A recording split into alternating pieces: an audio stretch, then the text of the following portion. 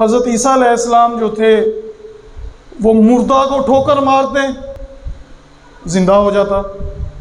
اسی طرح حضرت موسیٰ علیہ السلام کا معجزہ ہے کہ آپ کا عصا ہوتا تھا، آپ عصا پھینکتے وہ سانپ بن جاتا، آپ اسی عصے کو پکڑ کر ٹیک لگا کے کھڑے ہو جاتے، آپ اسی عصے کو لے کر پتے جھاڑتے۔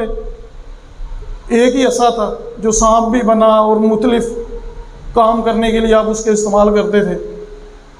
تو یہ معجزات کہلاتے ہیں جو کہ نبیوں کو عطا ہوتے ہیں۔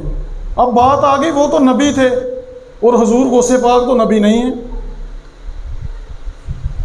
جو خلاف عادت بات جو بندے کے ذہن قبول نہ کرے، بندے کا ذہن، اس کو معجزہ کہا جاتا ہے۔ اور اگر وہ کسی نبی سے ہو پھر تو معجزہ ہے، لیکن اگر کسی ولی سے صادر ہو، کسی اللہ کے دوست سے وہ صادر ہو، تو اسے کرامت کہا جاتا ہے کہ اس بندے نے ایسا کام کر دیا ہے جو کہ ہمارا ذہن قبول ہی نہیں کر رہا۔ یہ کیا بات ہوئی، ہمیں تو سمجھ ہی نہیں آئی اس کی۔ تو جس بات کی سمجھ نہ آئے وہی تو کرامت کہلاتی ہے۔